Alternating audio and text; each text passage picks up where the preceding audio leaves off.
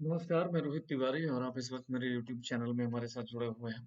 अभी जो इस वीडियो पे मैं आपके साथ चर्चा करूंगा वो यही है कि अभी जो JSSC CGL का जो एग्जाम होने की अब लगभग संभावना पूरी पूरी दिख रही है, जो या तो 28 जैन को होगा या तो फिर 4 फरवरी को आपको होगा। ठीक है, ये दो डेट तय किए गए हैं। तो इस एग्जाम के लिए इस वक्त सबसे बेहतर स्ट्रेटजी क्या हो सकता है, इस विषय पर आपसे मेरी ये चर्चा है। मेरे कुछ स्टूडेंट्स ने भी मुझसे कहा था कि सर थोड़ा सा गाइड कर दीजिए। देखिए, हम जो भी बातें आपसे करते हैं वो हमारे अपने अनुभव, जो हमने पिछले 10 12 15 वर्षों में सीखा है, जो एक्सपीरियंस गेन किया है, उन्हीं एक्सपीरियंस को बेस मानते हुए आपको बताते हैं, आप तक शेयर करते हैं। हो सकता है कि हम सब हमारे द्वारा बताई गई किसी चीज़ के साथ आप इत्तेफ़ाक नहीं रखते हो। तो हर व्यक्ति का अपना-अपना अलग-अलग एक्सपीरियंस है, अलग-अलग सोच है। Strategy person to person vary कर सकता है। तो जो मुझे लगता है कि इस वक़्त आपको क्या करना चाहिए, क्या नहीं करना चाहिए, एकदम बेसिक बातों को ध्यान में रखते हुए मैं आपको जो बात बताने जा रहा हूँ, उस पर अगर आप काम करते हैं तो आपकी स्कोरिंग नो डाउट बेहतर हो जाएगा, जो आपको सिलेक्शन में मदद देगा। आइए, सबसे पहली बात तो ये है कि जो टाइम बचा हुआ है 25 दिन या किसी के लिए 30 दिन, जिसका 4 फरवरी को होगा, उन बच्चों को तो मैं एक बात कह दूं कि आप जी तोड़ मेहनत करिए, दिन रात एक कर दीजिए। लेकिन दिन रात एक करने में भी कुछ एक चीज होती है, एक ट्रैक होता है प्रॉपर, उस ट्रैक में काम करिए। और वो ट्रैक में अगर आप काम करते हो तो आपका जो आउटपुट है वो ज्यादा होगा, और जिसका रिजल्ट ये होगा कि क्वेश्चन सॉल्व ज्यादा होंगे। फाइनली आप सिलेक्शन होने की आपकी जो संभावना है वो दूसरों की तुलना में ज्यादा होगी। तो आइए बात करते हैं। देखिए, अब हम इससे इसकी स्ट्रेटजी पर बात करते हैं। स्ट्रेटजी पर बात करने से पहले क्या करें कि इस दो प्रकार के स्टूडेंट्स हैं। सबसे पहले तो आपको बता दूं कि दो प्रकार के स्टूडेंट्स हैं। एक स्टूडेंट, देखिए स्टूडेंट कुछ ऐसा है जिनका मैथ्स और रीजनिंग बेहतर है, बेहतर है, ऊपर तरफ एरो मतलब वो बहुत अच्छे स्टूडेंट है। और कुछ ऐसे स्टूडेंट हैं जिनका रीजनिंग तो ऑलमोस्ट सबका ही ठीक रहता है, किंतु मैथ रीजनिंग दोनों को अगर मिला दें तो थोड़ा सा कमजोर स्थिति में वो नजर आ रहे हैं, खुद को पा रहे हैं। सबसे पहली बात तो मैं आपको ये बताऊं कि मैथ्स और रीजनिंग को अब बेहतर करने का आपके पास बिल्कुल कोई समय नहीं है, बिल्कुल कोई समय नहीं है। हमेशा एक बात याद रखिएगा, जिनका मैथ्स और रीजनिंग बेहतर है, ये 40 चूंकि क्वेश्चन पूछेंगे यहाँ से, तो सबसे पहले तो मैं ये डर आपको खत्म कर दूं जो कि जिनका मैथ और रीजनिंग बेहतर नहीं है वो और जो बेहतर है, इनमें फर्क क्या रहेगा। देखिए, आपको एक बात मैं बता दे रहा हूँ, रीजनिंग बहुत अच्छे वालों को 20 आएंगे और बहुत खराब वाले को भी 17 18 आ जाएगा, 17 से 18 आ जाएगा। यानी यहाँ से 2 से 3 क्वेश्चन का अंतर आएगा। और मैथ्स में भी जो एवरेज ठीक ठाक है वो 10 क्वेश्चन तो बना लेंगे। यानी ये बच्चे जिनका मैथ रीजनिंग बेहतर है, वो मान के चलिए कि 10 से 12 क्वेश्चन का इनको लीड रहेगा। ये 12 क्वेश्चन के लिए से ही लीड करेंगे, और ये 10 से 12 क्वेश्चन क्या करेंगे कि इनका कमी रह जाएगा। यही एक बहुत बड़ा अंतर हो जाएगा जो इन्हें तकलीफ में डाल सकता है। अब ऐसे बच्चों को करना क्या है वो मैं बता दे रहा हूँ। देखिए, होता क्या है, आपको इन बच्चों के लिए क्या है, इन बच्चों के लिए क्या है, अब चूंकि मैथ और रीजनिंग में एक लेवल बना हुआ है, उनको इनको पहले इन स्टूडेंट के लिए बता दूं ये क्या करें। तो इनके लिए एकदम बिल्कुल क्लियर कट जो स्ट्रेटजी है वो ये है कि अपने दिन में अगर आपको 8 घंटा पढ़ने का टाइम मिलता है, तो दिमाग से सोच करके देखिए, 4 घंटा, 4 घंटा आप क्या करें कि केवल आप अपने रीजनल लैंग्वेज को पढ़ें। 4 घंटा एवरीडे रीजनल लैंग्वेज को पढ़े, कोई इफ एंड बट ना हो।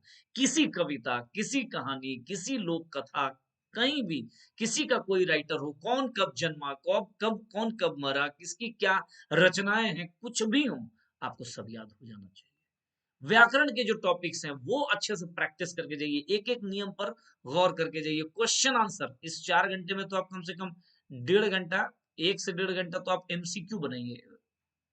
यहाँ पे आपको टेक्स्ट बुक भी पढ़ना है, टेक्स्ट बुक भी पढ़ना है, और ध्यान रखना जो मैं हमेशा कहता हूँ, solved MCQ, solved MCQ daily 100 से 200 कम से कम बना डालिए।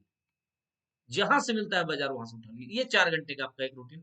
अब बाकी बचा जो 4 घंटा है ना, उसमें भी देखिए ध्यान क्या रखना है। एक तो झारखंड, दूसरा कंप्यूटर, तीसरा साइंस।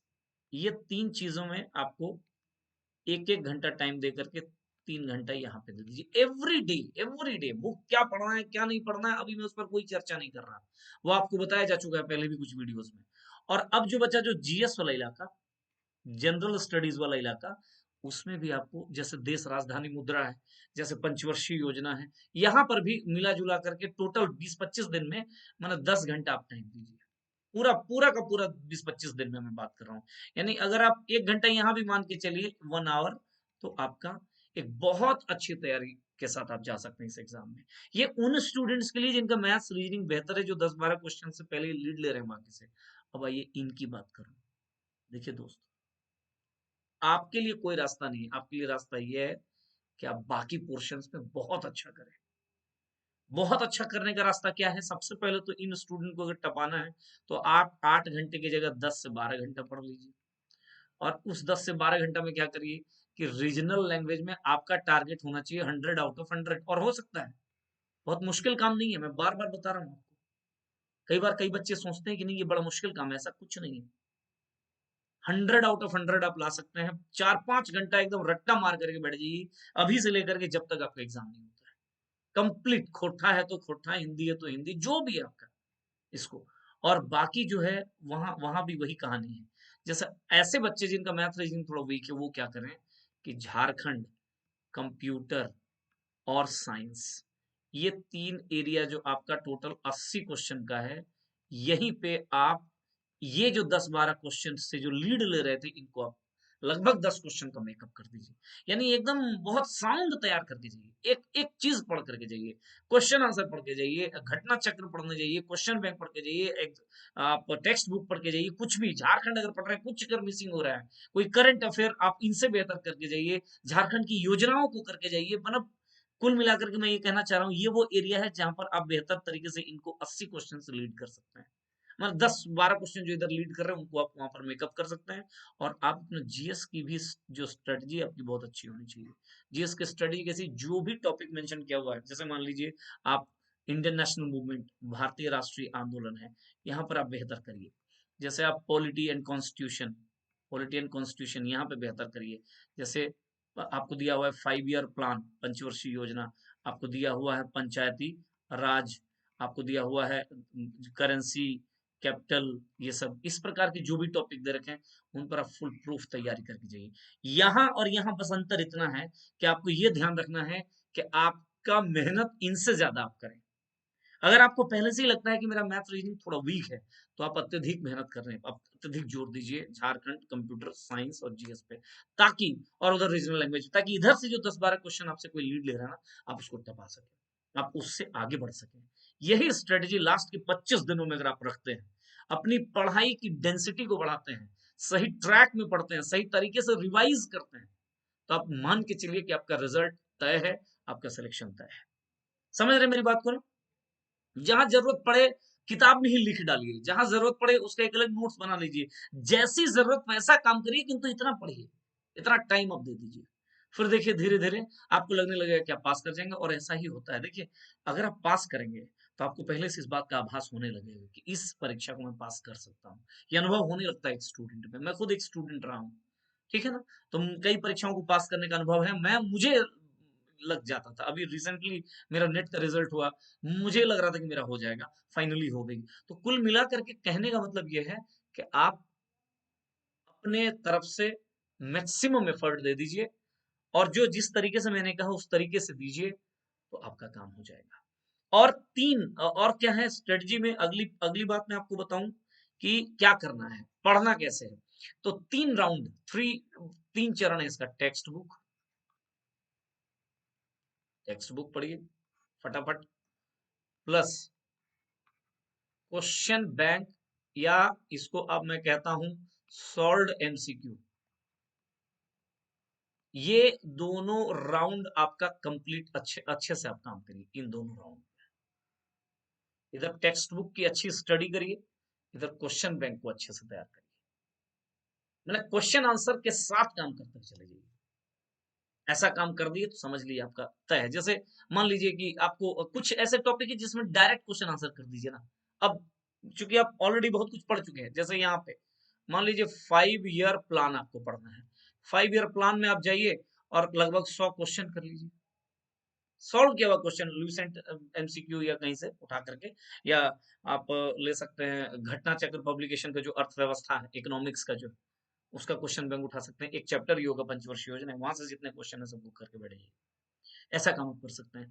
पंचायती राज डायरेक्ट 100 को क्वेश्चन कर लीजिए ना, 100 एमसीक्यू कर लीजिए ना, कोई किताब उताब पढ़ने की जरूरत नहीं है आपको। जाइए घटना चक्र पब्लिकेशन का जो क्वेश्चन बैंक आता है इंडियन पॉलिटी एंड कॉन्स्टिट्यूशन का, वहां से पंचायती राज के 100 क्वेश्चन को, सबसे मुझे लगता है सबसे अंतिम टॉपिक यही है, जितने क्वेश्चन है सारे क्वेश्चन को पढ़ लो, आ जाएंगे। और टेक्स्ट बुक किसका पढ़ना है, जैसे टेक्स्ट बुक पढ़ना चाहिए आपको झारखंड का, झारखंड का पढ़िए। साइंस जो एनसीईआरटी सार आता है, एनसीईआरटी सार, वहां से उसको करिए तैयार। या कंप्यूटर का परीक्षा मंथन, इसको तैयार करिए, इस बुक से तैयार कर लीजिए। तो कुल मिलाकर के देखिए, एक तरफ टेक्स्ट बुक्स और दूसरे तरफ क्वेश्चन बैंक, दोनों चीजें एक साथ हो, आपकी तैयारी बेहतरीन हो जाएगी। ठीक है, समझ रहे मेरी बात? तो ध्यान रखना है, अत्यधिक नंबर कैसे लाया जा सके, यही वो तरीका है। इस तरीके पर आप अमल करिए, मेहनत करिए, आपको रिजल्ट होगा। Thank you so much.